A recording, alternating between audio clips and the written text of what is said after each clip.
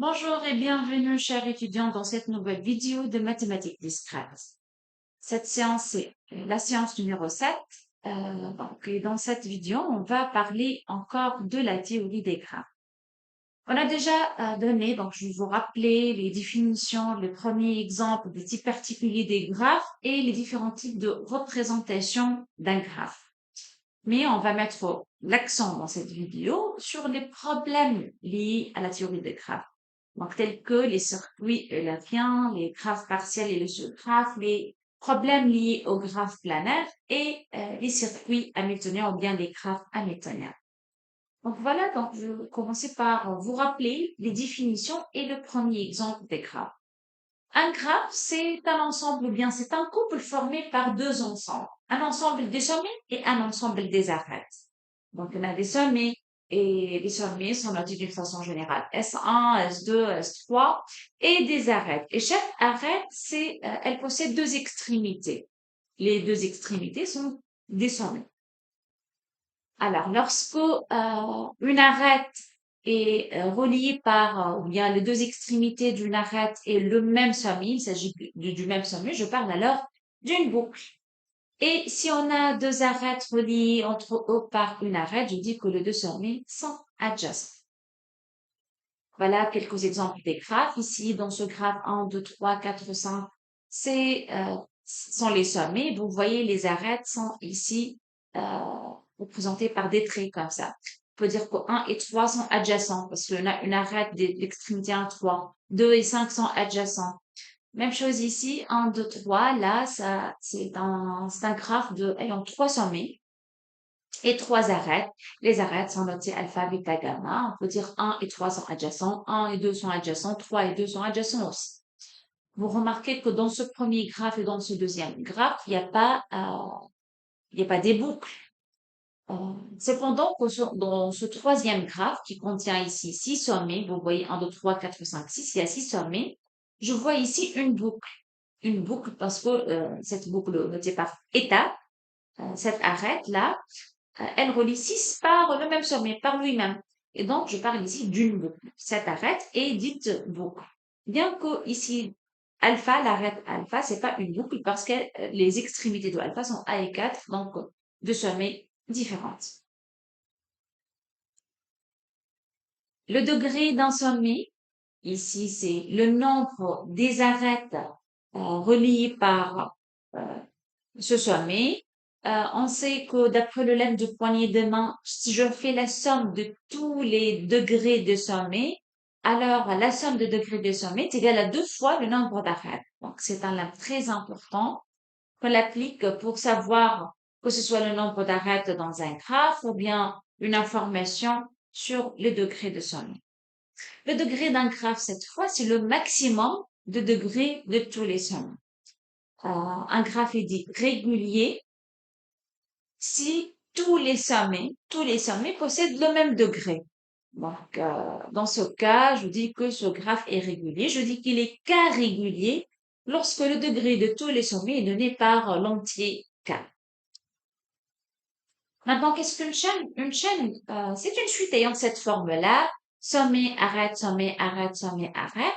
Et cette arête que je mets ici, vous avez remarqué que c'est alterné. Donc, je commence par un sommet, je termine par un sommet et j'alterne sommet, arrête, parce que ici, l'arête, par exemple, A1 entre S0 et S1, cette arête, elle a comme extrémité S0 et S1.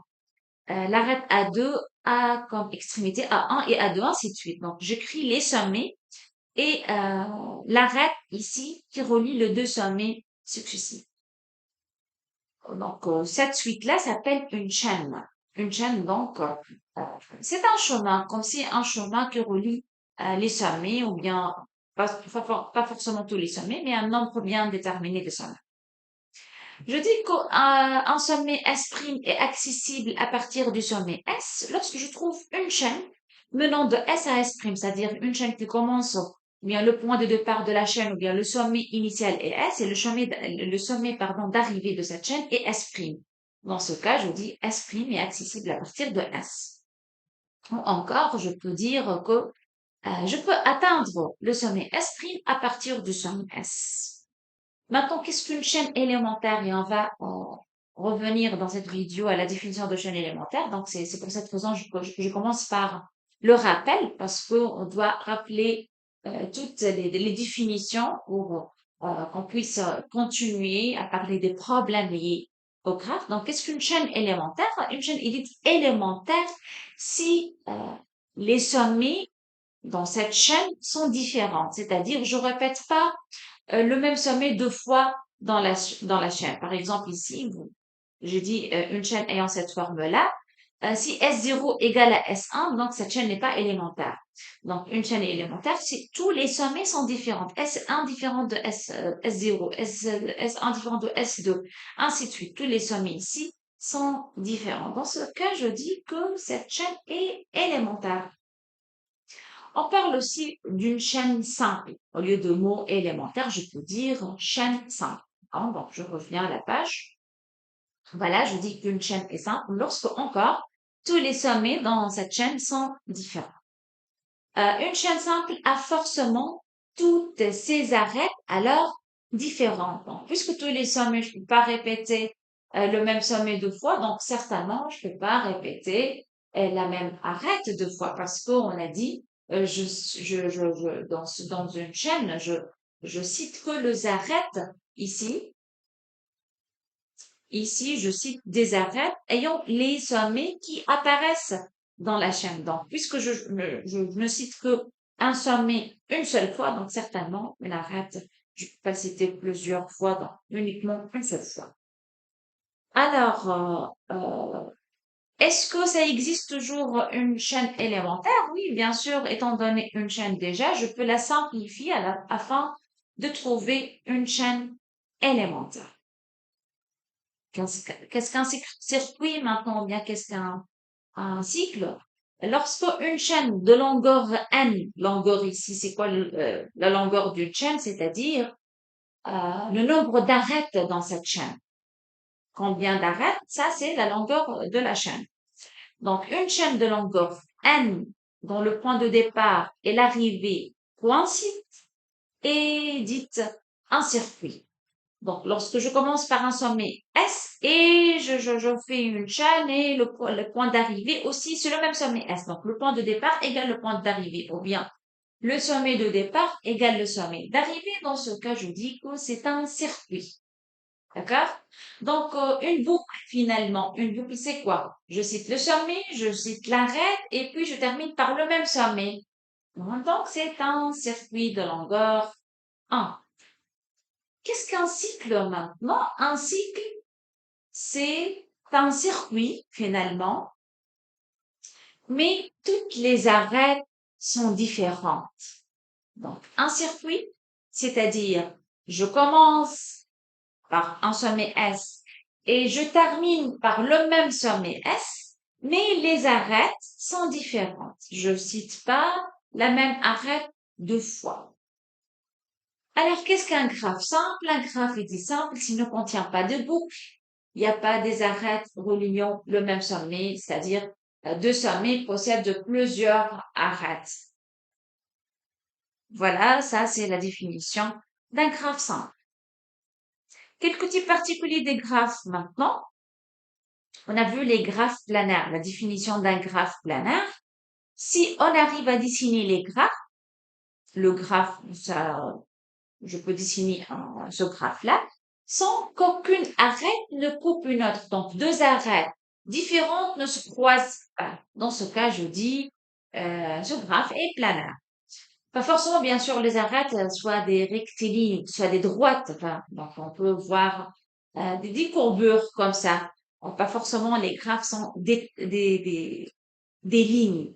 Donc, on peut avoir des courbures pour relier deux sommets différents. Donc, si j'arrive à dessiner le graphe d'une manière que deux arêtes différentes ne se croisent pas, donc je dis que ce graphe est planaire. Si j'arrive pas à faire ceci, j'arrive pas, c'est-à-dire c'est impossible de faire ceci, donc je dis que le graphe n'est pas planaire. Et déjà, c'est pas évident hein, pour caractériser, c'était un problème mathématique.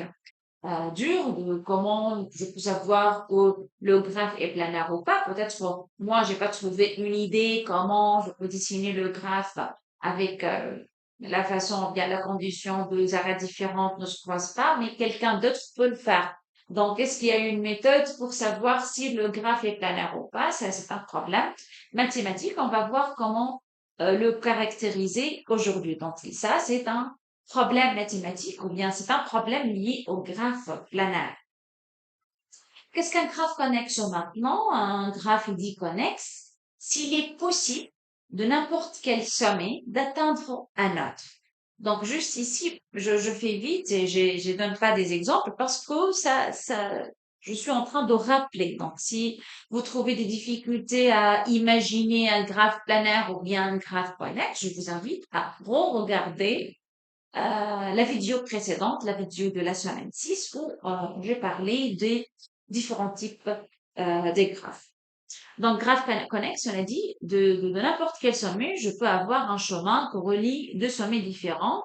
De S à S', je peux trouver un chemin. Dans ce cas, je dis que c'est un graphe connexe. S'il est impossible que je choisis deux sommets, pour bien sûr deux sommets différents, il est impossible de trouver un chemin entre ces deux sommets, je dis alors ce graphe n'est pas connexe.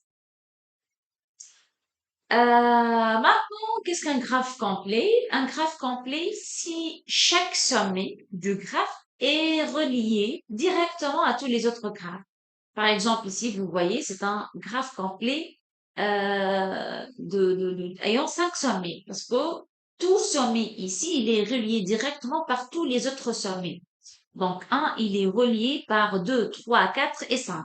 2, il est relié par 1, 3, 4 et 5. Donc, vous voyez, n'importe quel sommet, il est relié à tous les autres directement. Il y a une arête qui le relie avec n'importe quel autre sommet. Dans ce cas, je dis que ce graphe est complet.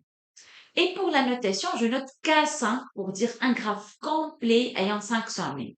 Si on veut avoir un graphe ou bien on veut noter le graphe complet d'ordre 3, je dis K3, graphe complet ayant 3 sommets, ainsi de suite. Donc Kn, c'est le graphe complet ayant n sommets.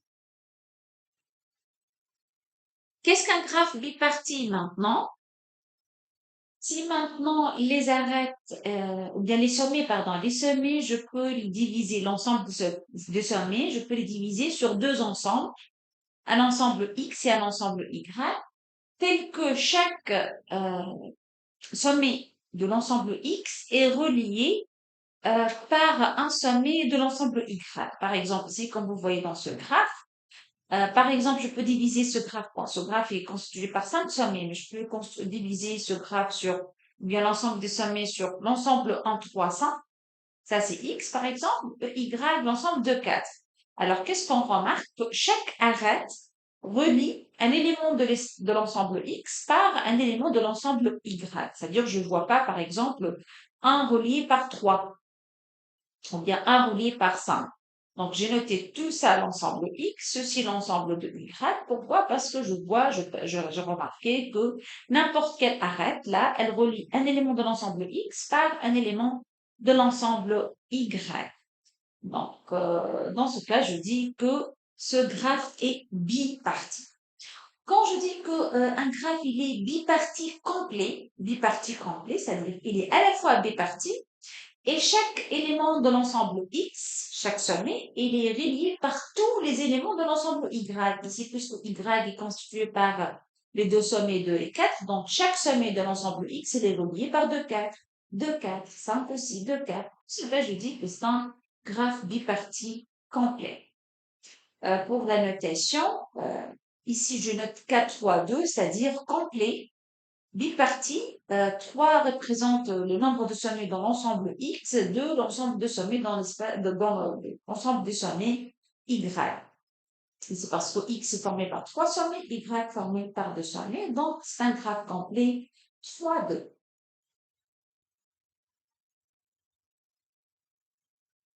Bon, d'une façon générale, on peut savoir un graphe complet bipartite ayant n sommets, donc il contient n plus n sommets finalement.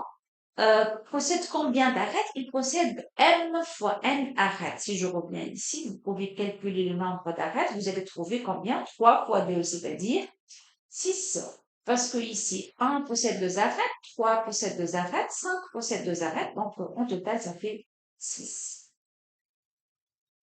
Je passe maintenant à vous rappeler les différents types de représentation d'un graphe. Donc, comme on a dit déjà, nous, les êtres humains, on préfère les dessins, on voit mieux avec les dessins, mais pour réserver l'information dans une machine, il faut l'écrire sous forme d'un tableau. Parce qu'une machine, dans sa mémoire, il y a des bits là, donc on doit écrire l'information sous forme d'un tableau. Donc, représenter un graphe à l'aide des tableaux. Donc, vous savez, des tableaux, c'est-à-dire soit des listes ou bien des matrices. On a trois types déjà, on a vu ça, matrice d'incidence, matrice d'adjacence et liste d'adjacence. Pour la matrice d'incidence, ici, les lignes sont repérées par les sommets et les colonnes sont repérées par les arêtes. Et sur le coefficient, par exemple, euh, d'indice S, epsilon, S pour le sommet, epsilon pour l'arête, si le sommet S est une extrémité de l'arête epsilon, je mets 1. Si S est une extrémité double, c'est-à-dire l'arête est une boucle, là, je mets 2. Si le sommet n'est pas une extrémité de l'arête, je mets 0. Et donc, j'obtiens toute une matrice qui donne toutes les informations sur le graphe. Donc ici, par exemple, lorsque je considère, par exemple, ce 1, c'est-à-dire quoi? Le troisième sommet, S3, est une extrémité de l'arête numéro 5. Parce qu'en fait, les colonnes, cette colonne représente la première arête à 1, si on veut noter ça. La deuxième colonne, elle représente la deuxième arête, la troisième arête, ainsi de suite. Par exemple, si je considère cette colonne, la cinquième colonne, je peux savoir que ces extrémités sont le deuxième sommet et le troisième sommet, S2 et S3, parce que je vois de 1 ici. Ce 2, par exemple, signifie quoi? C'est-à-dire, cette colonne, elle est la première, deuxième, troisième, quatrième, cinquième, sixième, septième colonne. Donc, l'arête numéro 7, c'est une boucle. Pourquoi? Parce que ici, j'ai 2. C'est-à-dire, ce sommet, c'est un sommet double. Donc, c'est une boucle. Cette arête est une boucle. Le sommet que se répète deux fois, c'est quoi? C'est le sommet 4, pardon. C'est le quatrième sommet. Vous voyez, 1, 2, 3, 4. Donc, le quatrième sommet, c'est une extrémité double de cette arête. C'est une boucle, ainsi de suite. Donc, je peux voir à l'aide de cette matrice, je peux dessiner le graphe. Bien sûr, on a vu cette propriété, le degré de S1, le degré du premier sommet se fait comment? Si je multiplie la matrice d'incidence par ce vecteur formé par des 1, donc j'obtiens un vecteur colonne. Dans la première composante, on trouve le degré du premier sommet. Dans la deuxième composante, on trouve le degré de deuxième sommet, ainsi de suite. Ou bien je peux voir ça sur cette ligne. Donc, je peux voir que le degré de sommet 1, c'est 1. Le degré de sommet 2, je fais juste la somme 1 plus 1 plus 1 plus 1, c'est 4. Donc, le degré de deuxième sommet, c'est 4. Le degré de troisième sommet, c'est 3, ainsi de suite. Alors, je passe maintenant au deuxième type de représentation, c'est représenter un graphe par une matrice d'adjacence. C'est quoi la différence entre la matrice d'incidence et la matrice d'adjacence? Pour la matrice d'adjacence, les colonnes sont repérées par les sommets et les lignes aussi sont repérées par les sommets. Alors, qu'est-ce qu'on met sur les positions, par exemple la position IJ, sur la IM ligne, JM colonne? L'IM ligne, ça représente le sommet I, la JM colonne représente le sommet J. Donc, je mets 1 lorsque les deux sommets sont adjacents, 0 sinon. Donc, c'est clair que ici, si j'écris 1 sur la première ligne, première colonne, c'est-à-dire le sommet 1 est adjacent au sommet 1. C'est-à-dire là, il y a une boucle de sommet double le sommet 1. Voilà donc pour la matrice d'adjacence. Voilà un exemple. Ici, je vois que Il y en a 5 sommets, donc ici, il y en a 5 lignes et 5 colonnes. Par exemple, je considère ce 1 là, ça représente quoi ce 1 là? Que le sommet 3 est en relation, ou bien il est adjacent au sommet 2. Donc, vous voyez, 3 et 2 sont adjacents parce qu'il y a une arête qui relie le 2. Par exemple, ce 0 signifie quoi? Que le sommet 4 n'est pas en relation ou bien n'est pas adjacent au sommet 4. Pourquoi? Parce qu'il n'y a pas une arête qui relie 4 par 4. Il n'y a pas une boucle là. Donc voilà, à partir de cette matrice, je peux tout savoir sur le graphe G. Juste les propriétés de la matrice d'adjacence, elle est une matrice carrée et le 1 sur la diagonale, ça représente une boucle et la matrice est une matrice symétrique.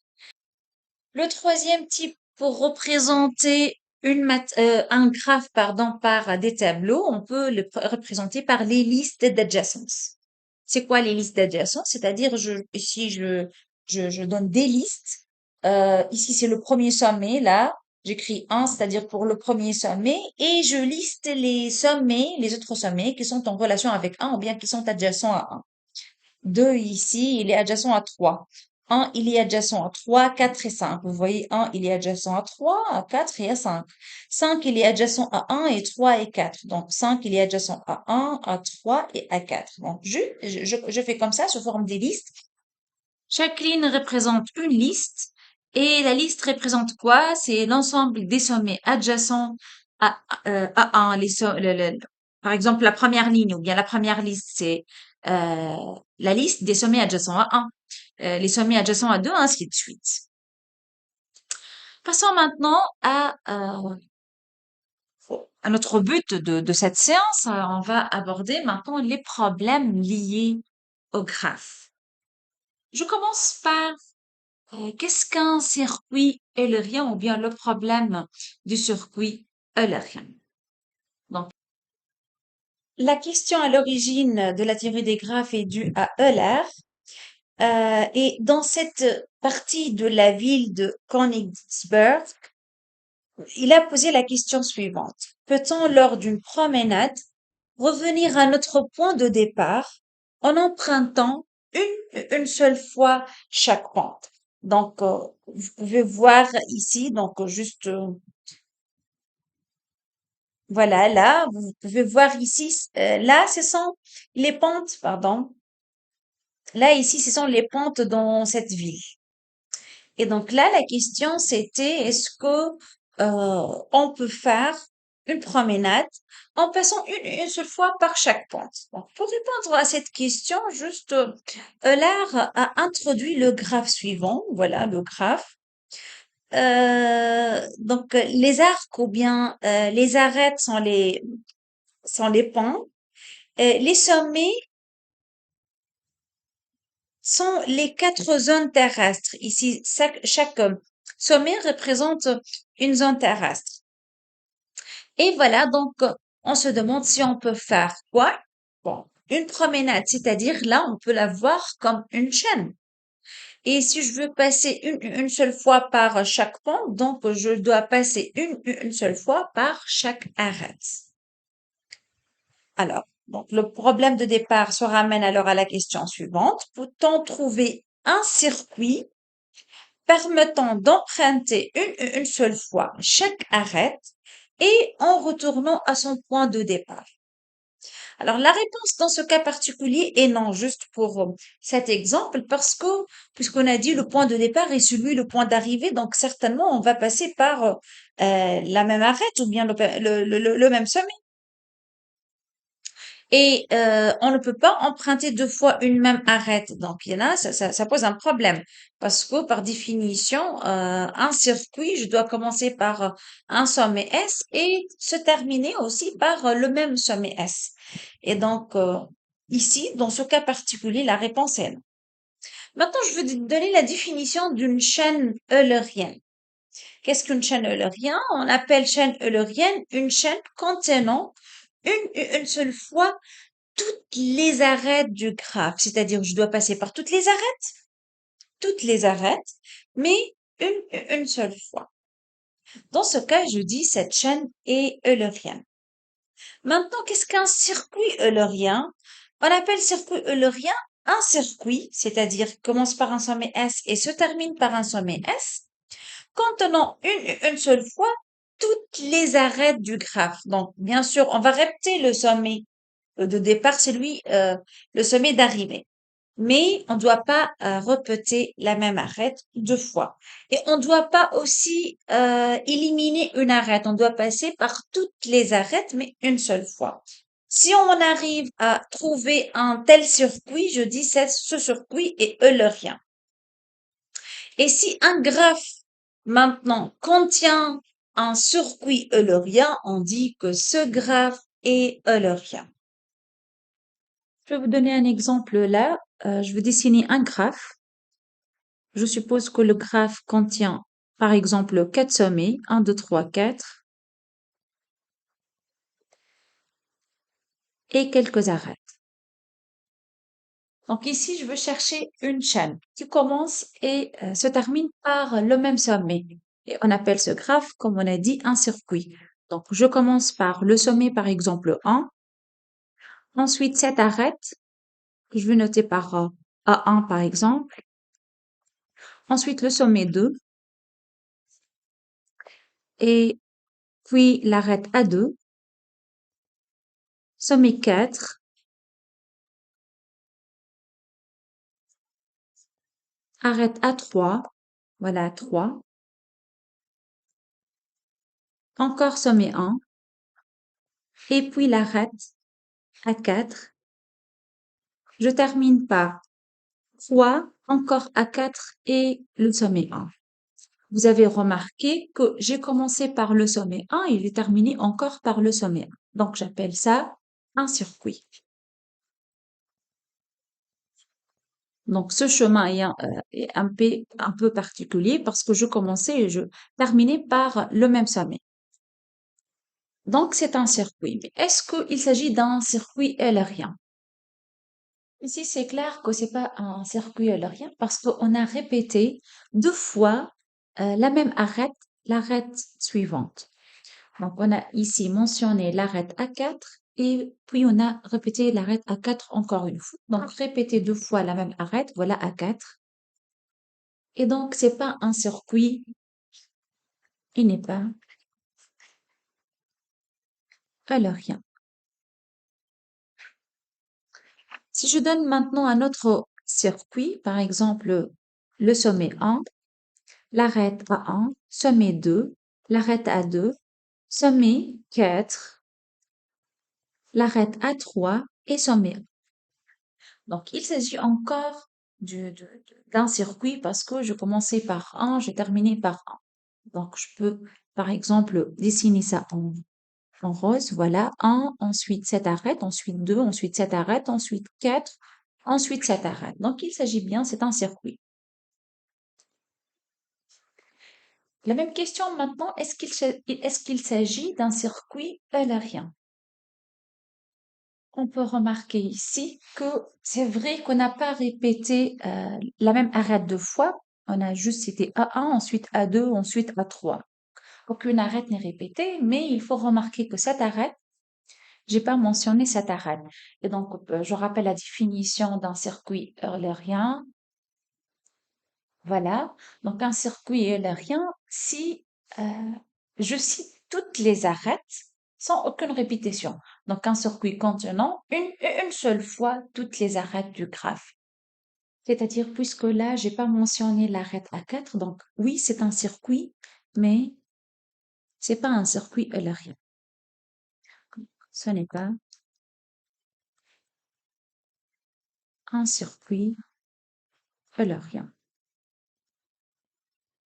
Et donc là, je veux l'effacer, je veux chercher un circuit eulérien pour ce graphe. Je dois mentionner toutes les arêtes sans répétition. Que pensez-vous de commencer par le sommet 3, ensuite l'arête A4, ensuite 1, A1, 2, A2, 4, A3 et 1. Vous pouvez remarquer que j'ai mentionné l'arête A4, celle-là, A1, oui, c'est bon, A2 et A3. Donc, j'ai mentionné toutes les arêtes sans aucune répétition. Donc, est-ce que c'est un circuit eulérien maintenant? Ça, c'est un chemin, d'accord? Mais ce n'est pas un circuit. N'oubliez pas la définition d'un circuit. Il faut commencer et se terminer par le même sommet. Donc, ce n'est pas même un circuit. Et donc, c'est pas un circuit eulérien en particulier. Donc, ici, qu'est-ce qu'on peut remarquer pour ce graphe? La question maintenant, est-ce que ce graphe est eulérien? C'est-à-dire, est-ce que je peux trouver un circuit eulérien pour ce graphe? Malheureusement, ce sommet 3 pose un problème. Pourquoi ça pose un problème? Parce que si je passe par cette arête, donc c'est-à-dire je veux visiter le sommet 3, donc je dois passer par A4. Et une fois je visité le sommet 3, je dois passer par une autre arête pour partir de ce sommet. Donc je trouve pas une autre arête pour repartir du sommet 3, donc je dois répéter la même arête A4. Soit je visite pas le sommet 3 et donc je mentionne pas A4. Il y en a deux cas pour euh, ce graphe. Si je veux parcourir tous les arêtes, donc je dois mentionner A4 deux fois. Sinon, je peux pas la mentionner et dans les deux cas, ça, c'est pas un circuit eulérien. Et donc, je peux pas trouver un circuit eulérien pour ce graphe. Maintenant, si je change le graphe, je considère ce graphe qui contient exactement trois sommets. Maintenant, ce graphe est eulérien. Je peux trouver un circuit eulérien. Je commence par un, par exemple. Ensuite, cette arête à 1, ensuite 2, et puis l'arête à 2, ensuite le sommet 4 et l'arête à 3, et je termine par le même sommet 1. Voilà, il s'agit bien d'un circuit. Je commençais par 1, j'ai terminé par 1. J'ai mentionné toutes les arêtes de ce graphe, A1, A2 et A3, et j'ai répété aucune arête, donc c'est bien un circuit eulérien.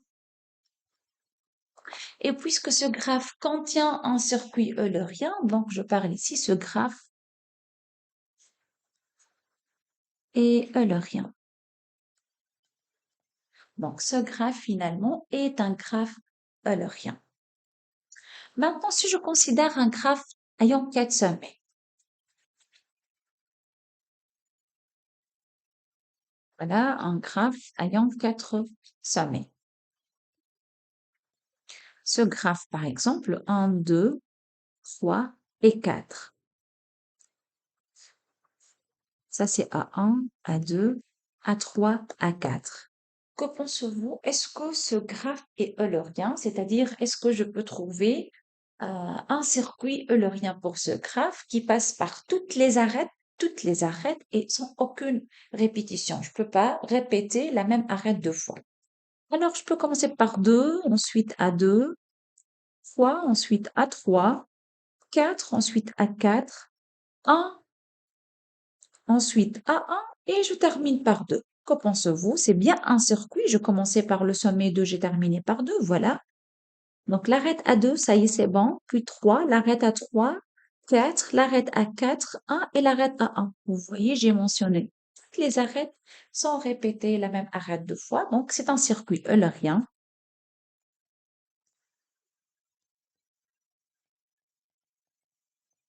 Et donc ce graphe est un graphe eulérien. Maintenant, que pensez-vous si j'ajoute pour ce graphe cette arête-là? Je vais noter par A5, c'est-à-dire 1 est adjacent à 2, adjacent à 3 et adjacent à 4 aussi. Que pensez-vous de ce graphe maintenant? Est-ce que ce graphe est un graphe eulérien? Et donc là, je dois chercher un circuit pour ce graphe qui passe par toutes les arêtes sans aucune répétition. Donc, je peux commencer toujours par le sommet 1, par exemple. Je fais comme ça. Donc, ça, c'est A1, 2, ensuite A2, 3, ensuite A3, par exemple, 4, ensuite A4. Et je retrouve 1, mais je dois passer par cette arête parce que pour un circuit eulérien, je dois passer par toutes les arêtes. Donc, A5, 3, et je dois terminer par 1. Donc, j'ai arrivé à 3 là. Comment faire pour retrouver 1? Euh, Parce qu'on doit commencer et terminer par le même sommet. Donc, après 3, je dois repartir vers le sommet 1 et pour ce faire, je dois soit passer par A5 qui est déjà mentionné, soit passer par A2 et suite à A1 et c'est pire parce que A1 et A2 sont encore déjà mentionnés et donc là, je me trouve dans un problème. Donc, vous pouvez remarquer que si un sommet S possède un degré impair, ici, le degré de 1, c'est 3. Si un sommet S possède un degré impair, ça pose un problème pour nous pour trouver un circuit eulérien. Pourquoi? Parce que pour visiter ce 1-là, je veux aller à 1 en utilisant une arête et pour partir de 1, je dois considérer une autre arête. Donc ici, 2 arêtes déjà sont utilisées pour visiter et partir de 1. Et puisque je dois mentionner toutes les arêtes, donc je dois mentionner le A5.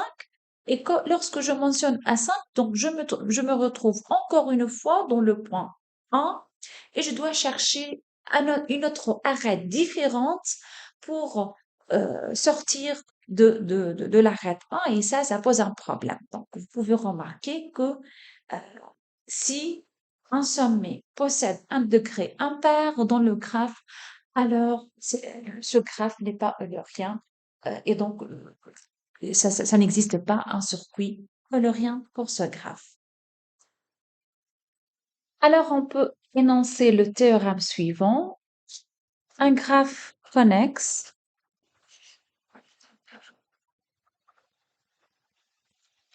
possède un cycle ou bien un circuit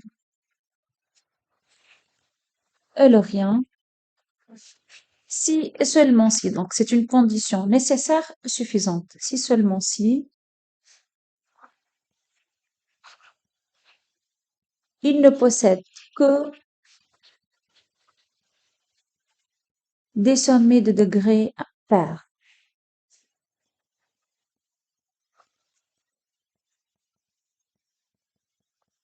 Donc, si dans un graphe connexe, on trouve un sommet de degré impair, on peut dire directement, il ne possède pas un circuit eulérien ou bien un cycle eulérien. Cependant, si on cherche une chaîne eulérienne, si maintenant je considère ce graphe-là, le même graphe, 1, 2, 3, 4, avec les arêtes suivantes, donc, vous pouvez remarquer que le degré de ce sommet est égal à 3. 1, il est adjacent à 2, à 4 et 3 aussi. Donc, on est d'accord, puisque le degré de 1 est impair, donc ce graphe-là ne possède pas un circuit eulérien. Maintenant, on va chercher, est-ce qu'il y a une chaîne au moins? Ce graphe possède-t-il possède-t-il une chaîne eulérienne? Une chaîne, pas forcément un circuit, c'est-à-dire on peut commencer par le sommet 1 et se terminer par le sommet 4. Donc, par exemple, je peux commencer par 1. Ensuite, je considère cette arête que je vais noter par A1. Ensuite, le sommet 2. Puis cette arête. Puis 4. Le sommet 4. Puis cette arête que je vais noter par A3. Ensuite, le sommet 3. Maintenant, A4. Encore le sommet 1. Et maintenant, cette arête que je vais noter par A5. Et je termine par le sommet 4. Donc, ça, c'est une chaîne, bien sûr, parce que j'ai commencé par le sommet 1, j'ai terminé par un autre sommet différent. Et donc, c'est pas un circuit. Et donc, c'est pas un cycle. C'est une chaîne. Et vous pouvez remarquer que j'ai mentionné toutes les arêtes, les 5 arêtes, et j'ai répété aucune arête. Et donc, c'est une chaîne eulérienne. Donc, ce graphe possède une chaîne eulérien.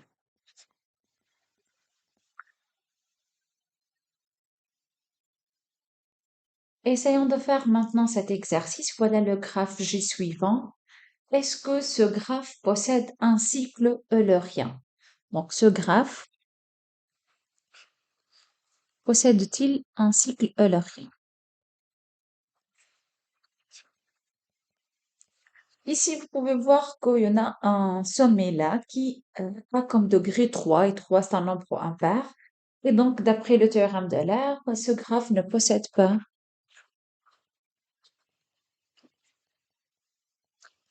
un cycle eulérien. Parce on a déjà énoncé le théorème qui dit que un graphe possède un cycle eulérien ou bien circuit eulérien seulement si tous ces sommets sont de degrés pairs. Ici, je peux voir le degré de 1, c'est 3, le degré de 2, c'est 3, le degré de 5 aussi, c'est 3. Et donc, c'est pas il ne possède pas plutôt un cycle eulérien. Après, ma question, est-ce qu'il possède une chaîne eulérienne? Donc, juste, je rappelle la différence. Une chaîne, c'est-à-dire on peut commencer par un sommet et se terminer par un autre sommet différent. Forcément que je commence et je termine par le même sommet. Mais eulérien, c'est-à-dire quoi? Je passe par toutes les arêtes sans aucune répétition. Je répète pas une arête deux fois. Donc, je passe une et une seule fois par toutes les arêtes. Est-ce que ce graphe possède une chaîne eulérienne?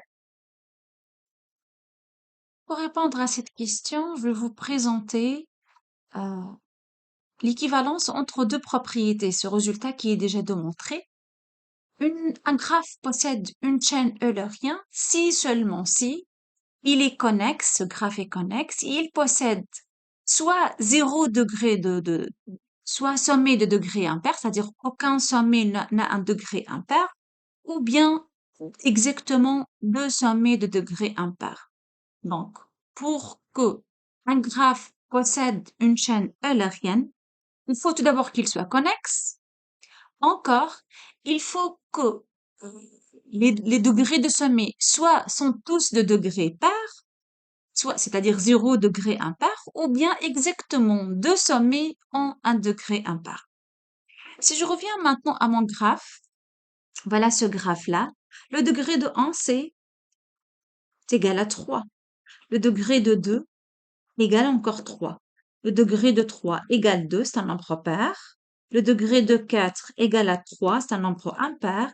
Et le degré de 5 égale à 3. Qu'est-ce que vous voyez là? Il y en a combien de sommets possédant un degré impair? 1, 2, 3, 4. Donc, d'après le résultat de tout à l'heure, ce graphe ne possède pas une chaîne eulérienne. Eulérienne. Eulérienne. Voilà, ce graphe ne possède pas une chaîne eulérienne. Donc, maintenant, si je donne un graphe, vérifions les conditions de la proposition, c'est-à-dire, il faut qu'il soit connexe tout d'abord. Voilà, je veux considérer un graphe connexe. 1, 2, 3, 4, 5. Voilà, par exemple. Il est connexe. Donc, de n'importe quel sommet, je peux accéder à un autre. Et il faut que quoi? Soit aucun sommet de degré impair, donc tous les degrés sont pairs, soit deux sommets, exactement deux sommets possédant un degré impair. Ici, regardez, le degré de 1 est égal à 2, c'est un nombre pair. Le degré de 3 est égal à 2, encore c'est un nombre pair. Le degré de 4 égal à 2. Le degré de 2 maintenant, le degré de 2 égal à 3. Le degré de 5 encore égal à 1. Donc, exactement euh, deux sommets possédant un degré impair. Et donc, d'après le résultat mentionné, ce graphe possède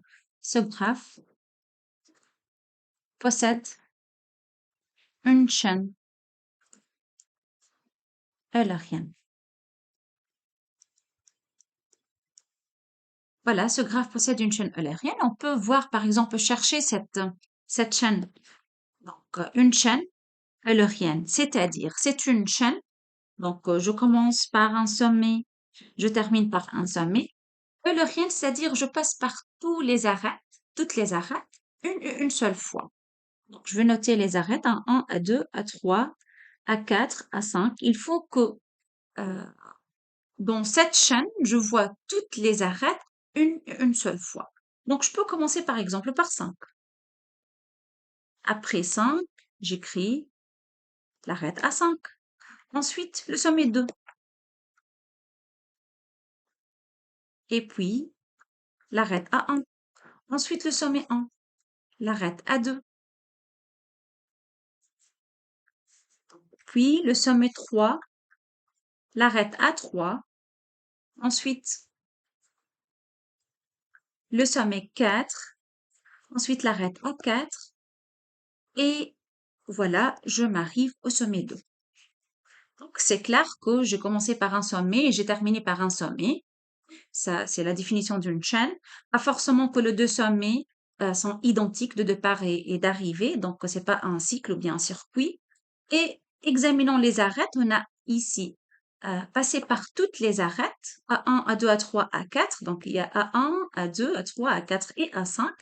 Et on a passé par ces arêtes une seule fois. Donc voilà, on a trouvé une chaîne eulérienne et donc ce graphe possède une chaîne eulérienne. Déjà, c'est pas la peine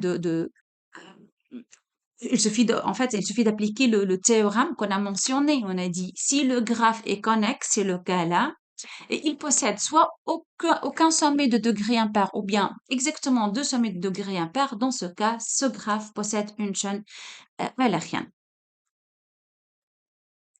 Examinons ce graphe maintenant. La question est-ce que ce graphe possède une chaîne eulérienne? Ici, on va appliquer le résultat précédent. On va examiner les degrés de sommet. Le degré de 1 égale à 4. Le degré de 2 aussi 4. Le degré de 3, même chose. Et le degré de tout le sommet est égal à 4. Donc, vous pouvez remarquer, ce graphe est le graphe K5. C'est un graphe complet, c'est le graphe complet ayant 5 sommets. Et donc, on peut dire que tous les sommets possèdent un degré pair là. Donc, 0 degré impair. Aucun sommet ne possède un degré impair. Et donc, d'après le résultat précédent, ce graphe, pardon, possède une chaîne eulérienne. Même, on peut dire, puisque tous les sommets ont un degré pair dans ce graphe, donc je peux dire il possède même un cycle eulérien. Donc, ce graphe est eulérien, il possède un cycle eulérien. Donc, je vous rappelle le résultat sur les graphes. Voilà, cette propriété que vous voyez là. Donc, il y a une équivalence entre les deux propositions suivantes. Le graphe possède une chaîne eulérienne si seulement si ce graphe est connexe. Il ne possède aucun sommet de degré impair ou bien il possède exactement deux sommets de degré impair. Et dans le cas où il n'y a pas de degré impair, c'est-à-dire que tous les sommets sont de degré pair, dans ce cas, je peux dire même que le graphe possède un cycle eulérien et donc c'est un graphe eulérien. Je passe maintenant à un deuxième problème lié aux graphes, les graphes partiels et les sous-graphes. Dans ce paragraphe, on va s'intéresser à étudier quels sont les différents types de graphes que l'on peut obtenir à partir d'un graphe initial G, en lui enlevant soit des arêtes, soit des sommets, soit des arêtes et des sommets à la fois. Donc, juste pour voir ça sert à quoi, on peut prendre l'exemple d'un ordinateur avec une imprimante, souris et accessoires et ainsi de suite. Et chaque appareil est un sommet du graphe de l'installation informatique. Donc, chaque câble est une arête. On peut alors au choix enlever des câbles électriques ou des appareils avec leurs câbles, ainsi de suite, pour obtenir une nouvelle installation informatique et donc un nouveau graphe. Donc, dans ce paragraphe, on va s'intéresser à construire un nouveau graphe à partir d'un graphe déjà donné. Juste pour fixer les idées, dans tout ce paragraphe, on va s'intéresser aux deux graphes G1 et G2. Donc, le premier, c'est le graphe G1, le deuxième, on va noter G2. On va travailler sur ces deux graphes dans ce paragraphe. Donc, je donne la définition d'un graphe partiel. Si je fixe déjà, j'ai un graphe avec un ensemble de sommets S, un ensemble des arêtes A. Je note G'. Ici, c'est le couple formé par le même ensemble de sommets, j'ai pas changé S, mais avec un autre ensemble des arêtes. A' avec A' est une partie de A. Donc, A' est inclus dans A. Donc, G' est formé par le même sommet que G, mais des arêtes inférieures, nombre de arêtes, inférieur ou égal au nombre des arêtes de G. Et en fait, chaque arête de A' et c'est une arête de A. Donc, l'ensemble A' est inclus dans A. Donc, tout élément de A' est un élément de A, mais peut-être la réciproque n'est pas vraie. Peut-être qu'il y a des arêtes de A qui ne sont pas dans A'. Donc, ce qu'on a fait, on peut imaginer ça sur un dessin. C'est-à-dire, on a considéré le graphe G et comme si on a supprimé quelques arêtes. Donc, dans ce cas, je dis que le graphe G', ce nouveau graphe, est un graphe partiel de G. Donc, qu'est-ce qu'un graphe partiel de G? Juste, je considère le graphe G, j'efface quelques arêtes et donc le graphe obtenu, on dit c'est un graphe partiel de G. Et il faut faire attention juste pour le nom graphe partiel, c'est-à-dire j'ai pas touché les sommets, j'ai juste peut-être effacé quelques arêtes. Donc le graphe partiel par exemple de graphe G1, donc on a fixé déjà les exemples, vous voyez G1, ça c'est G1. Vous voyez, il y a combien de sommets? On a V1, V2, V3, V4, V5. Donc, je veux considérer un graphe partiel de ce graphe. Donc, je veux garder les sommets. Les 5 sommets vont rester. Voilà. V1, V2, V3, V4, V5. Mais qu'est-ce que j'ai fait? Peut-être je peux effacer. Lorsque j'efface quelques arêtes, une arête, deux arêtes, ou bien je fasse pas toujours, je peux dire que ce nouveau graphe est un graphe partiel de G. Donc, qu'est-ce que j'ai effacé là? Les arêtes sont E3, E4, E5. Le graphe initial, il contient combien? 1, 2, 3, 4, 5. Donc, j'ai effacé quelques arêtes pour obtenir le nouveau graphe ou bien un graphe partiel de G. Maintenant, qu'est-ce qu'un sous-graphe? Un sous-graphe, c'est un graphe aussi ayant un ensemble de sommets notés S', par exemple, on note l'ensemble des arêtes A', mais cette fois, quelle relation avec le graphe G? Ici, je peux effacer le nombre, un nombre de sommets, un sommet, deux sommets, ainsi de suite. Donc, l'ensemble des sommets S' inclus dans l'ensemble des sommets initial. L'ensemble des arêtes le nouveau ensemble des arêtes, est inclus dans l'ancien ensemble des arêtes A. Donc, je peux effacer soit des sommets, soit des arêtes. Et maintenant, la condition la plus importante, A', c'est quoi A'? C'est-à-dire l'ensemble des nouveaux arêtes ou bien les nouvelles arêtes. L'ensemble des nouvelles arêtes, ici, A', c'est formé par les XY, ici les extrémités XY. Bien sûr, il faut que les extrémités soient dans S'. Voilà, je vais expliquer ça sur un exemple sur ma feuille de travail. Si je fixe par exemple ce graphe initial G, voilà ça, pardon. Voilà, je veux dessiner un graphe G avec un nombre des sommets, par exemple S1, S2, S3, S4, S5. Voilà. Et quelques arêtes, par exemple, je note ça A1, A2, A3, A4 et A5, par exemple. Donc, juste, je fais comme ça des nœuds pour voir les sommets. Voilà, ce sont des nœuds comme ça. 5 sommets. Et donc, on a dit, si je veux chercher un graphe partiel,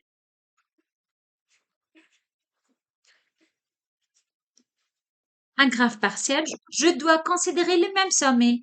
Je ne dois pas toucher les sommets. Donc, S3, S4 et S5. Mais peut-être je peux effacer des arêtes. Voilà, comme ça. Par exemple, ça, c'est un graphe partiel. Maintenant, si je veux avoir un sous-graphe, ça marche aussi. Donc, juste, je peux effacer des arêtes et des sommets, mais il y a une condition. C'est quoi la condition? Donc, si tu veux garder les arêtes ici, on a gardé A1, A2, A3. Donc, il faut que les extrémités des arêtes que tu as gardées restent dans le sous-graphe. C'est-à-dire, par exemple, si je veux effacer ces sommets-là, voilà, S4 et S5. Qu'est-ce que je trouve maintenant dans ce nouveau graphe? Mais c'est quoi l'arête à 3? Je vois pas l'extrémité. Donc, tu peux dire que S' égale S1, S2, S3, parce que j'ai supprimé des sommets. Et A', c'est A1, A2, A3. Ça, on n'est pas d'accord parce qu'on ne peut pas dire ça, c'est un sous-graphe. Pourquoi? Parce que tu as supprimé les extrémités de l'arête, ou bien l'une des extrémités de l'arête A3 et tu as gardé A3. Donc, on ne doit pas avoir dans le nouveau graphe une arête qui ne contient pas d'extrémité ou bien qui a une extrémité qui manque. Donc, si tu veux, on peut considérer, par exemple, juste je vais effacer. Ah, ça maintenant, c'est un sous-graphe. C'est un sous-graphe, c'est pas un graphe partiel parce que j'ai supprimé euh, des sommets, donc c'est pas un graphe partiel, mais c'est un sous-graphe. Pourquoi c'est un sous-graphe? Donc j'ai supprimé des sommets, mais j'ai gardé, regardez, cette arête, ces deux sommets sont dans le nouveau graphe. Cette arête A2, ces deux extrémités sont déjà dans le nouveau ensemble. Donc, prime, c'est A1, A2. S', c'est S1 et S2. Voilà, donc ça, maintenant, S', A', c'est un sous-graphe de SA. Donc, à retenir maintenant, un graphe partiel, lorsque je supprime des arêtes, je garde les sommets. Maintenant, si tu veux supprimer encore des sommets, tu vas obtenir un sous-graphe, mais à condition, tu dois dans le nouveau graphe avoir pour chaque arête ces deux sommets. Tu peux pas enlever l'une des deux extrémités ou bien les deux extrémités et de garder l'arête. Non, ça, euh, on le fait pas. Donc voilà, juste je reviens à la définition. Vous voyez la définition. On dit que S' A' est un sous-graphe lorsque S' est un sous-ensemble de S. Donc j'ai supprimé peut-être quelques sommets. A' est un sous-ensemble de A, donc peut-être je peux supprimer des arêtes, mais il faut garder quoi? Si tu as une arête A, il faut que les extrémités X, Y soient dans l'ensemble S' de nouveau somme. Donc un sous-graphe d'un graphe donné est donc obtenu en enlevant certains sommets et toutes les arêtes ainsi à ce sommet. Si tu as supprimé des sommets, tu dois supprimer alors les arêtes incidentes de ce sommet. Donc, juste, vous voyez, par exemple, ici, si tu compares ça avec le graphe G1, tu vas remarquer qu'on a déjà supprimé des arêtes et des sommets, mais surtout, on a supprimé toutes les arêtes issues des sommets supprimés. Donc, juste, je reviens au graphe G1. Vous voyez les graphes G1, il y en a V1, V2, V3, V4, V5. Donc, qu'est-ce qu'il a resté maintenant? V1, V3, V4, V5. Donc, qu'est-ce qu'on a supprimé? V2. Donc, V2 est supprimé. Et ensuite, pour obtenir un sous-graphe, on doit supprimer encore de l'ensemble des arêtes, toutes les arêtes issues du sommet V2. Donc, quelles sont les arêtes issues de V2? Voilà, E1 et E2. Donc, on doit le supprimer. Pourquoi? Pour ne pas garder E2 avec une seule extrémité. Ça marche pas. Par définition, ça sera pas un graphe. Donc, on a supprimé V2 et les arêtes E1, E2 issues de E2. Donc, il nous a resté E3, E4 et E5. Voilà, et on a trouvé ce graphe qu'on appelle sous-graphe. C'est un sous-graphe du graphe G. Quand je dis que ce sous-graphe est un clic de G, un clic, c'est un sous-graphe complet. C'est-à-dire, lorsque je supprime des sommets et les arêtes issues de ces sommets, il me reste un nouveau graphe qui est complet. Le nouveau graphe, qui est le sous-graphe de G, ça sera complet. Par exemple, si je considère le graphe suivant, donc S1, S2, S3, S4,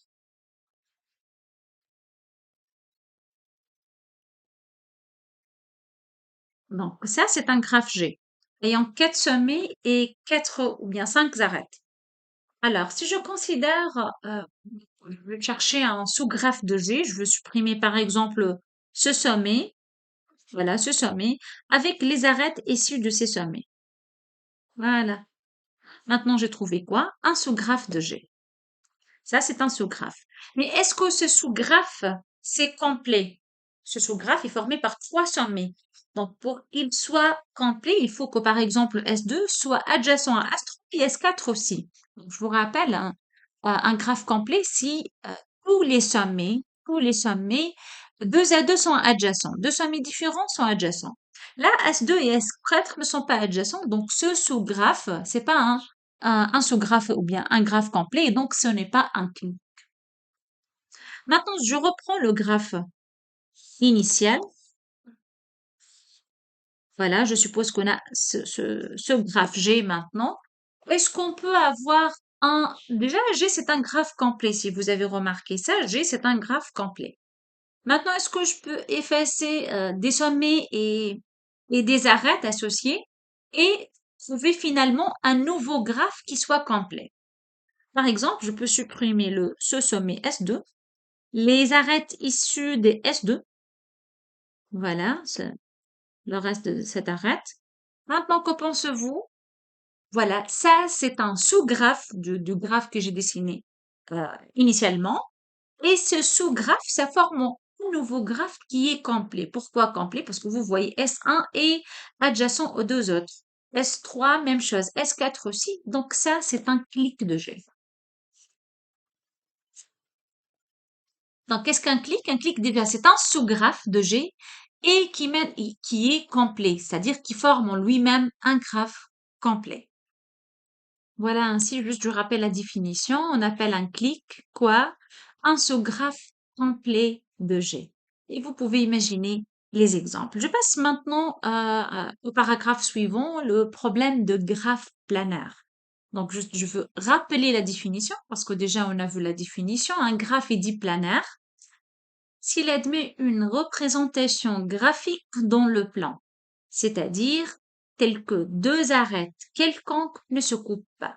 Donc, si j'arrive à dessiner un graphe avec cette condition, deux arêtes différentes ne se coupent pas, dans ce cas, je dis que le graphe planaire.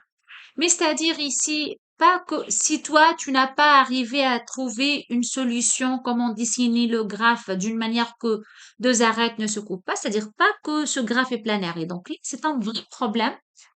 Comment je peux savoir que le graphe est planaire ou pas? Parce que peut-être moi, j'arrive pas à trouver la solution, quelqu'un d'autre, il peut trouver une solution, il peut tracer mon graphe, le même graphe, lui, il peut trouver un dessin de telle sorte que deux arêtes différentes ne se coupent pas, mais moi, j'arrive pas à trouver la solution. Donc vraiment, là, on a besoin d'une caractérisation mathématique. Comment je peux savoir qu'un graphe donné est planaire ou pas? Avant de donner la caractérisation des graphes planaires, je veux vous dire que c'est très intéressant de savoir si un graphe planaire ou pas, surtout par exemple euh, si on veut concevoir les circuits imprimés à transistors. Donc ça sera beaucoup plus difficile de concevoir les circuits imprimés à transistors quand le graphe du circuit est planaire. Donc, ça évite de devoir recouvrir au précédé bicouche. Donc, on doit avoir plusieurs couches pour former le graphe dans le cas d'un graphe non planaire. C'est-à-dire, si le circuit est non planaire, donc on doit avoir plusieurs couches. Mais dans le cas où le graphe est planaire, le graphe ici, je parle euh, de circuit imprimé à transistor, lorsque son graphe est planaire, donc c'est pas la peine de avoir plusieurs couches. Maintenant, je passe à vous donner quelques exemples déjà des graphes qui sont non planaires. Donc, 4 fois 3, les graphes bipartis complets, c'est-à-dire un graphe biparti, c'est-à-dire je peux diviser l'ensemble du sommet sur deux parties, complet, c'est-à-dire de chaque point de la première partie, il est adjacent avec tous les autres points de la deuxième partie. Par exemple, vous voyez ici, ça c'est un graphe biparti fois 3, parce que la première partie est formée par ces trois sommets, la deuxième partie est formée par ces trois sommets, et vous voyez chaque arête là relie un point ou bien un sommet de première partie par un autre de la deuxième partie. Donc ça, c'est pour dire, c'est un graphe biparti. Maintenant, complet, parce que j'ai écrit 4, 3, 3. Complet, c'est-à-dire quoi? Chaque élément là de l'ensemble, du premier ensemble ou bien de la première partie est adjacent à tous les autres sommets de la deuxième partie. Donc, ce sommet, il est adjacent au ce 3 avec le 3 sommet de la deuxième partie. Ce sommet aussi. Donc, ça, c'est un graphe biparti complet. Et donc, dans la première partie, je vois trois sommets, pardon. Dans la deuxième partie, je vois aussi trois sommets. Donc, c'est ce qu'on appelle le graphe bipartite complet 3-3. Alors, on peut dire que ce graphe est non planaire. C'est déjà démontré, tu n'arrives pas à faire, bien, à dessiner ce graphe avec la condition deux arrêts différentes ne peut être croisés. Par exemple, si juste je vais essayer sur ma feuille de travail, voilà, ça c'est trois sommets, ça c'est trois autres sommets. Donc je vais essayer. Donc chaque point doit être relié avec ces trois sommets. Donc ça c'est, je note S1, S2, S3, S4, S5, S6. Donc S1 doit être adjacent à S6, S5, S4. Même chose pour S2. Il doit être adjacent avec S4, S5, S6. Mais vous voyez, là, je vais essayer de dessiner le graphe de sorte que deux arêtes différentes ne se croisent pas. Donc, S1 est adjacent avec S4. Voilà, j'ai arrivé à faire ça. S5 aussi. Voilà. Et S6. Jusqu'à là, c'est bon. Maintenant, je dois S3, il doit être adjacent avec S4, S5, S6, parce qu'on a dit ça, c'est l'ensemble. Juste, je veux colorer. Ça, c'est les sommets en rouge. C'est la première partie que, par exemple, je peux noter par X, donc S1, S2, S3. La deuxième partie, je veux colorer en orangé, par exemple, et je vais noter par Y. C'est S4, S5, S6. On cherche, allez, donc, former un graphe bipartite complet. Complet, donc ce S4 doit être adjacent avec S4, ce S3 doit être adjacent avec S5 et ce S3 doit être aussi adjacent avec S6. Bon, pour le S3 et le S4, voilà, j'ai trouvé, voilà, je peux mettre les câbles comme suit, je vais effacer ça. Pour deux câbles différents ou bien deux arêtes différentes ne se croisent pas. Voilà, j'ai construit la première arête. Et maintenant, comment je peux construire une arête qui relie S3 et S5? Donc, vous voyez, c'est impossible de le faire. Et donc, juste, il n'y a aucune façon de dessiner le graphe complet bipartite K3-3 sur un plan de sorte que deux arêtes différentes ne se croisent pas. Donc, on dit que c'est un graphe non planaire. Donc, voilà, K3-3 est un graphe non planaire. Passons maintenant à examiner les graphes complets, pas les graphes bipartis complets, mais un graphe complet. Donc, un graphe complet noté Kn lorsque quoi? Lorsque ce graphe est formé par n sommets, pardon, c'est formé par n sommets et tous deux sommets différents sont adjacents. N'importe quel deux sommets différents, il y en a une arête d'extrémité, ces deux sommets. Donc, on parle ici de graphe complet. Alors, est-ce que les graphes complets sont planaires? Je veux commencer par le graphe K2. Par exemple, le K2, ça dure quoi? Un graphe complet ayant quoi? Deux sommets. Un sommet S1 et un sommet S2. Deux sommets différents doivent être adjacents. Voilà, ça c'est un graphe complet. Et vous voyez, ça c'est K2 et il est planaire. Une seule arrête déjà. Donc, et planaire. K2 maintenant, K3, pardon, donc, qui possède trois sommets. S1 doit être relié avec les deux autres, S2 la même chose, et voilà, ça c'est K3. N'importe quel deux sommets différents sont adjacents. Et j'ai pu dessiner le graphe avec la condition deux arrêts différents ne peuvent pas être croisés, donc K3 est planaire.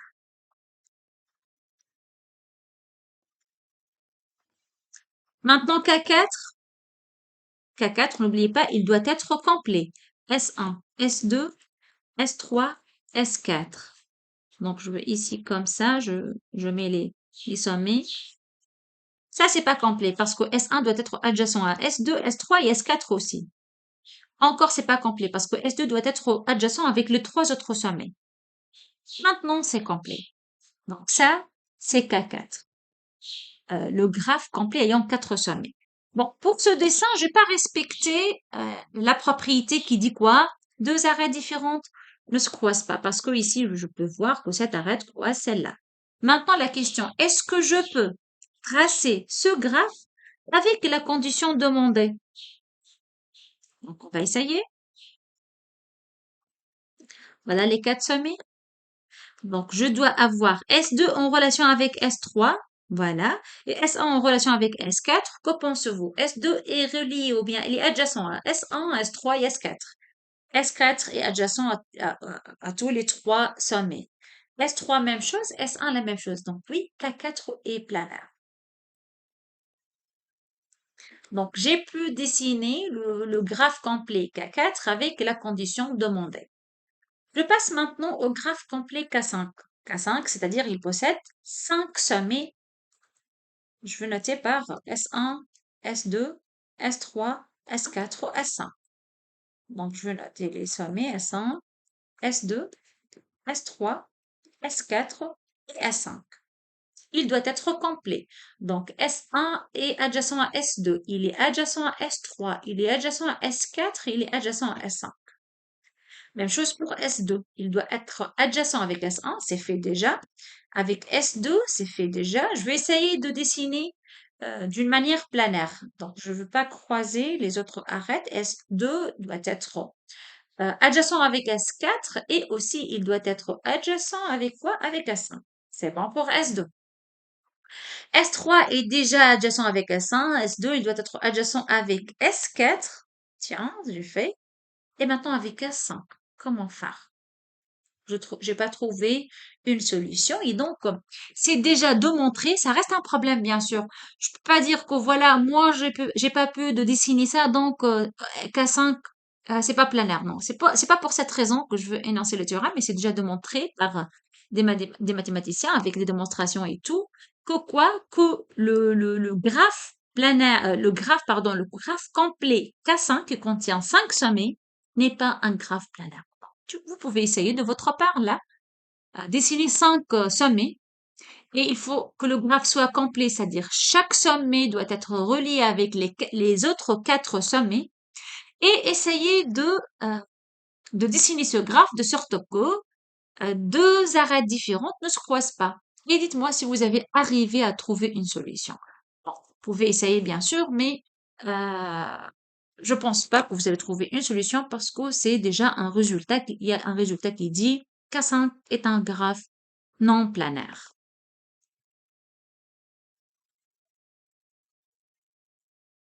Maintenant, que pensez-vous de ce graphe qui possède combien de sommets? 1, 2, 3, 4, 5, 6, 7, 8, 9, 10 sommets. Mais c'est pas complet parce que ce sommet, c'est pas adjacent à tous les autres sommets.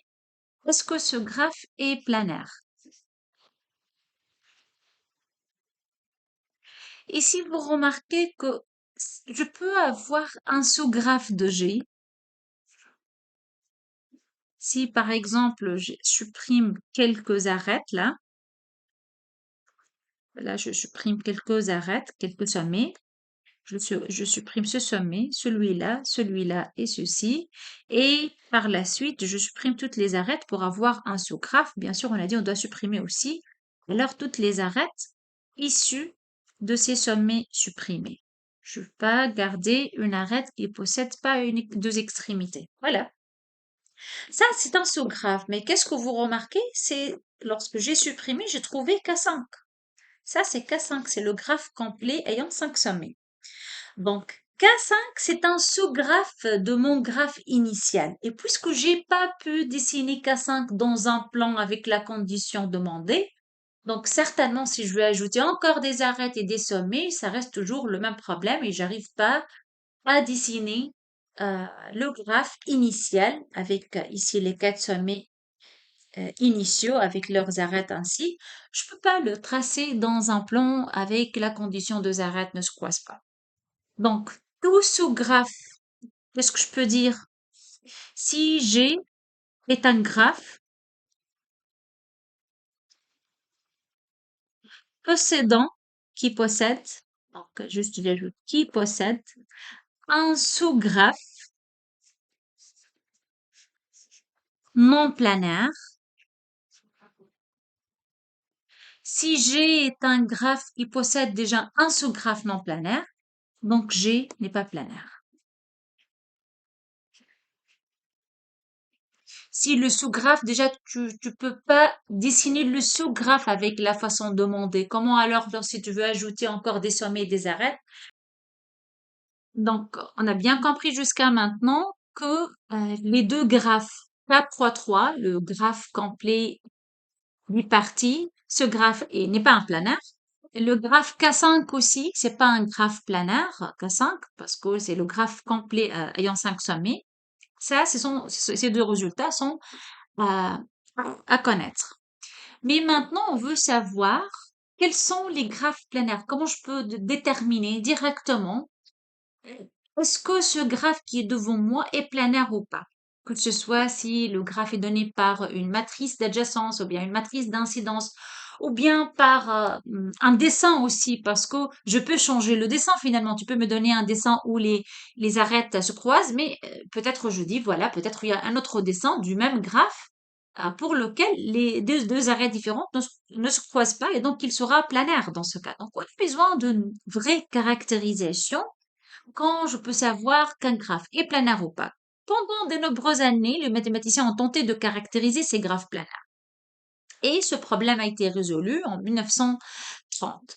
Donc voilà euh, une caractérisation des graphes planaires, mais juste avant, avant de donner la caractérisation, je vais vous donner la définition de quoi?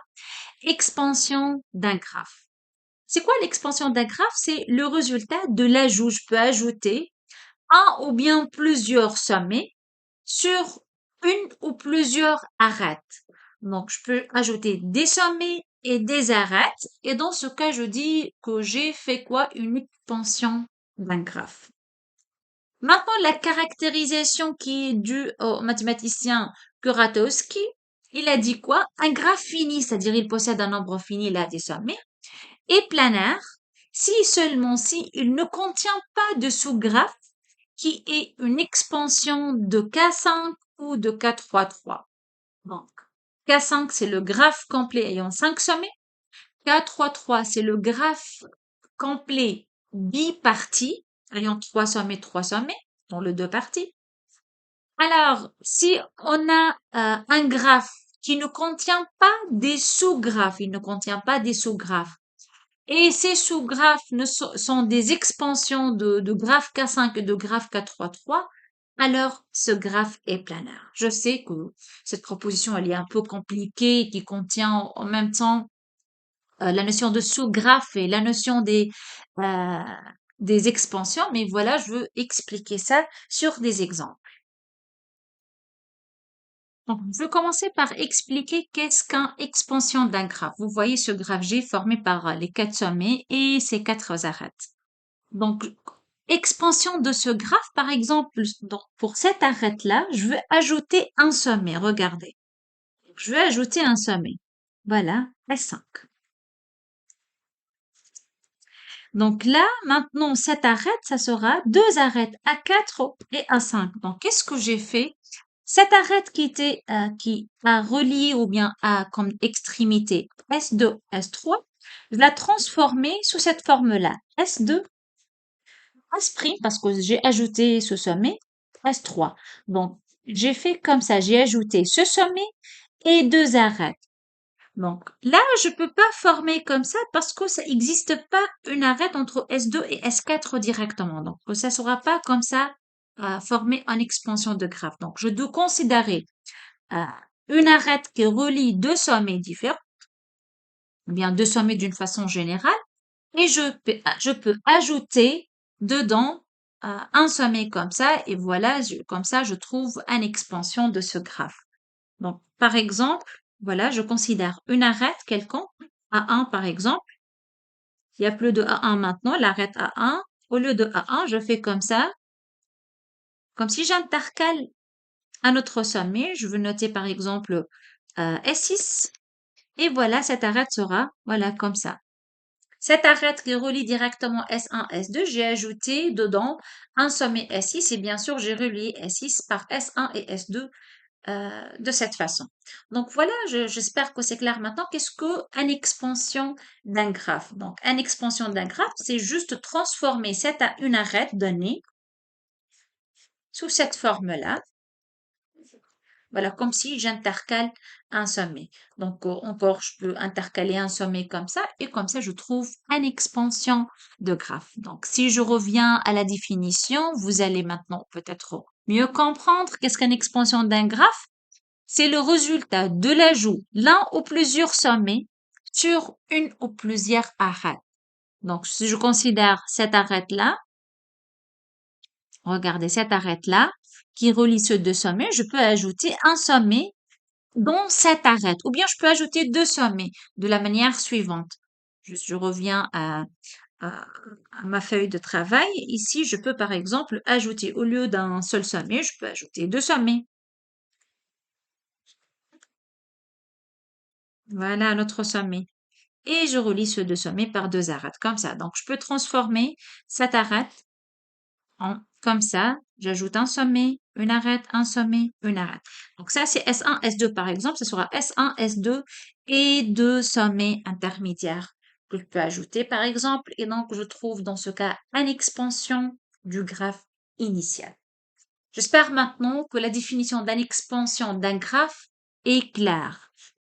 Je reviens maintenant à notre théorème de Kuratowski. Un graphe fini est planaire quand? Donc, il faut qu'il ne contient pas K5 et K3,3 et il ne contient pas de sous-graphe qui est une expansion de K5 et K3,3. C'est-à-dire, si je peux ajouter, ou bien j'ajoute sur une arête des sommets, je ne dois pas trouver K5 ou bien K3,3. Donc, c'est une caractérisation qui n'est pas évidente, pas de tout, ni la démonstration, ni même l'énoncé à voir. Mais voilà, juste c'est un résultat énoncé puisqu'on a parlé des graphes planaires. Maintenant, on s'intéresse à notre problème de graphe planaire, c'est qu'on veut savoir si on a un graphe planaire, de combien ou bien on a combien des zones est formé ce graphe. Donc, on parle ici des régions, c'est-à-dire si par exemple on a un graphe planaire comme suit, bon ça on a dit c'est pas un graphe planaire, ça c'est K3,3. Donc, si je considère un graphe planaire, deux arêtes ne se croisent pas. Voilà, je fais comme ça. Voilà, ça, c'est un graphe planaire. Donc, il coupe le plan, puisque c'est planaire, donc on peut le dessiner sur le plan. Il coupe le plan en combien de régions? Donc, ça, c'est notre problème. Ici, donc ça, c'est notre première région. Ça, c'est une deuxième région. Donc, juste, je peux changer la couleur si vous voulez. Voilà, c'est une deuxième région. Et troisième région, par exemple, en vert. Voilà. Donc, je peux, bien, ce graphe découpe le plan en trois régions différentes. Bien sûr, ça, 1, 2 et 3, on peut voir. Donc, si on a un graphe planaire, je parle d'une carte. C'est quoi une carte? C'est cette représentation de graphe qui est particulière, puisque le graphe est planaire. Donc, on peut avoir une représentation de graphe avec qui ne respecte pas, par exemple, on croise deux arêtes, ou bien avec une autre façon, on peut dessiner le même graphe, mais avec la condition deux arêtes ne se croisent pas. Donc, bien sûr, dire que le graphe est planaire, c'est-à-dire il existe une représentation avec la condition demandée, deux arêtes ne se coupent pas. Donc, cette représentation avec cette condition s'appelle carte. Donc, maintenant, avec une carte, c'est-à-dire cette représentation d'un graphe planaire, euh, la carte divise le plan en des quoi? En des régions différentes. Donc, on dit qu'une carte est connexe. Si son graphe est connexe, si le graphe planaire est connexe, je dis la carte est connexe. Et d'une façon générale, une carte divise le plan en plusieurs régions. Voilà, je vais vous proposer maintenant un graphe planaire qui est connexe. Voilà, là, le graphe planaire qui est connexe, qui contient les sommets 1, 2, 3, 4, 5. Vous voyez, aucune arête ne coupe une autre. Donc voilà, c'est bien un graphe planaire qui est connexe encore parce que de n'importe quel sommet, je peux atteindre n'importe quel autre sommet. Et maintenant, je peux diviser ça, c'est une carte. Donc, on appelle ça, c'est une carte, c'est une représentation du graphe planaire. Maintenant, je peux voir les régions. Donc, une carte divise le plan, on a dit, en des régions. Donc, la région A, B, C, D et E. Donc, ici, on peut dire que Euh, Cette carte divise le plan sur combien de régions? 5 régions qu'on a notées A, B, C, D et E. Et on remarque que 4 régions sont limitées. Par exemple, cette région-là, elle est limitée par les arêtes. B aussi, c'est la même chose D. Mais la région E ne l'est pas. Je définis maintenant c'est quoi le degré d'une région. Bon, je sais que le mot degré a été répété plusieurs fois dans ce cours. On a parlé de degré de sommet, on a parlé de degré d'un graphe. Et maintenant, degré d'une région. C'est quoi le degré d'une région? On note par D de R. Avec R, là, c'est une région. Bon, on ne parle pas de degré de région dans n'importe quel graphe, mais ici, on parle des graphes planaires dans une carte, c'est-à-dire dans une représentation d'un graphe planaire où les deux arêtes différentes ne se coupent pas, comme le graphe suivant. Donc ça, c'est une carte qui divise le plan en plusieurs régions, A, B, C, D, E. Je parle de degré d'une région, c'est-à-dire la longueur du cycle ou de la chaîne fermée qui limite R. Par exemple, je commence par la région A. Donc ici, pour faire un cycle fermé qui limite R, je peux commencer par le sommet 1, ensuite 5, ensuite 3, ensuite 2, ensuite 1. Donc j'ai fait quoi? J'ai fait euh, un cycle. La longueur de ce cycle, c'est combien d'arêtes dans ce cycle? 1, 2, 3, 4. Donc le degré de la région 1, c'est égal à 4. Je passe à la région B. Vous voyez la région B ici. Donc, je dois faire une chaîne ou bien un cycle qui limite la région B. Donc, je peux commencer par 4, par exemple. Donc, puis, pardon. Donc, 4, ensuite 2, ensuite 3, ensuite 4 aussi. Donc, il s'agit bien de quoi? D'un cycle qui limite la région B. De longueur combien? 3, parce que j'ai cité exactement 3, euh, 3 arêtes. Maintenant, je passe à la région C. Aussi, vous pouvez remarquer que le degré de C égale 3. Il y en a 1, 2, 2, 4, 4, 1, donc 4, 3 arêtes exactement. Donc, le degré de C égale 3. Allez, on va maintenant chercher le degré de D. C'est-à-dire quoi? On va, on va citer ou bien on va chercher la chaîne limite la région D, qui limite la région D. Donc, vous pouvez commencer par 6, par exemple. De 6 à 5, puis de 5 à 3, puis de 3 à 4, puis de 4 à 5, puis de 5 à 6 encore une fois. Donc, pour former un cycle. Donc, ici, de 5 à 3, 3 à 4, 4 à 5, 5 à 6 encore une fois. Donc, 1, 2, 3, 4, 5. Donc, le degré de la région D est égal à 5. Pour eux, maintenant, elle est non bornée, mais elle est limitée par ces 3 arêtes qu'on peut, voilà, on peut former une chaîne par ces arêtes, de 4 par exemple à 5, de 5 à 1 et à 1 à 4, donc le degré de E égale 3. Considérons maintenant cette carte, ou bien ce graphe planaire ayant 6 sommets, les arêtes sont représentées comme ça, voilà. Juste une carte parce on a pu la représenter finalement euh, dans un plan sans qu'une arête ne coupe une autre. De combien de zones je peux voir là, ici, cette carte de compose le plan sur combien de régions? Ici, je peux voir 2 régions différentes. Donc, la région ici en rouge, que je vais noter par A, et l'autre région, c'est B, qui est en dehors là, je peux attirer par orangé par exemple. Donc ici, 2 régions différentes. Si je veux chercher le degré de la région A, donc, je dois chercher une chaîne ou bien un cycle fermé. Un cycle fermé, c'est-à-dire une chaîne fermée, c'est-à-dire un cycle. Je commence par le sommet et je termine par le même sommet. Donc, qui limite la zone ou bien la région A. Donc, je peux commencer par sommet 4. Je dois alors terminer par, je peux commencer par le sommet 4, je dois terminer alors par le même sommet 4. Ou bien je peux commencer par ce sommet 1 et donc je dois terminer par le même sommet. Alors regardons, je peux commencer par 1, ensuite je fais cette arrête, ensuite S1, cette arrête. J'ai pas terminé parce que aussi cette arrête limite la région A.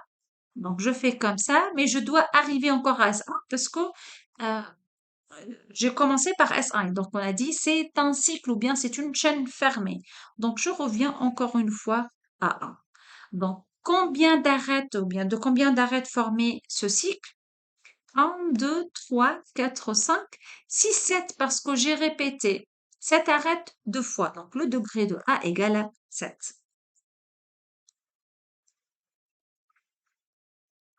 Maintenant, le degré de B, la région B. Donc, je peux faire un cycle 1, 2, 3, 4, 5 et j'arrive encore au sommet 1, donc c'est 5. C'est pas la peine de compter ça parce que cette arête n'est pas une limite de la région en orangé qui est la région B. Donc le degré de B égale à 5, le degré de A égale à 7. Qu'est-ce que vous remarquez? Je reviens à la remarque là. On remarque que toute arête limite de région ou est contenue dans une région, ici comme l'arête entre 5 et 6, elle est alors comptée 2 fois dans la chaîne fermée ou bien dans le cycle. Donc voilà ce qu'on peut énoncer maintenant, le lemme des régions. La somme des degrés des régions d'une carte connexe est égale à 2 fois le nombre d'arêtes. Donc la somme des degrés des régions d'une carte connexe est égale à 2 fois le nombre d'arêtes. Si je reviens à mon exemple ici dans ma feuille de travail, le degré de A plus le degré de B, c'est combien? 7 plus 5, ça fait 12. 12 égale 2 fois le nombre d'arêtes si on veut calculer. 1, 2, 3, 4, 5, 6, c'est exactement 2 fois le nombre d'arêtes dans ce graphe. Donc ça, c'est le lemme des régions. Donc, Euler a établi une formule qui relie le nombre des sommets dans le graphe planaire ou bien dans la carte, le nombre d'arêtes A et le nombre de régions R d'une carte connexe. Toujours on parle d'une carte connexe. Alors Euler, il a démontré cette formule.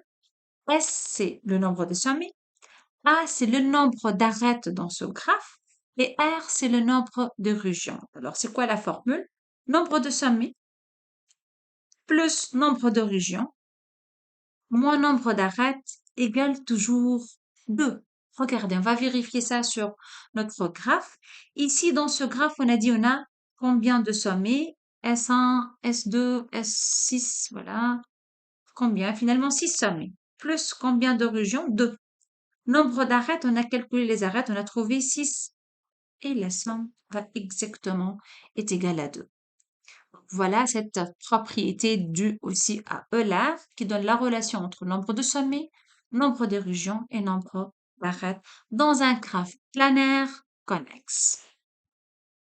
Le dernier problème qu'on veut voir dans cette vidéo concernant la théorie de graphe, c'est le circuit hamiltonien. Quand un graphe possède un circuit hamiltonien. Le problème pour Euler était de construire un circuit qui passe par toutes les arêtes une seule fois. Maintenant, le problème de Hamilton, c'est de construire un circuit aussi, mais qui passe par tous les sommets une seule fois. Je sais très bien qu'un circuit, par définition, le sommet de départ égale le sommet d'arrivée, mais à l'intérieur, les sommets qui sont à l'intérieur sont visités une seule fois.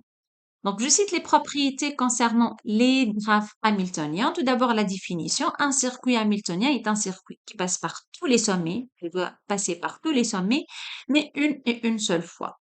Donc, il faut faire attention. C'est un circuit. Donc, le sommet de départ doit être aussi le sommet d'arrivée. On parle ici lorsque je dis je passe ou bien je visite tous les sommets une seule fois. Je parle des sommets qui sont à l'intérieur du circuit.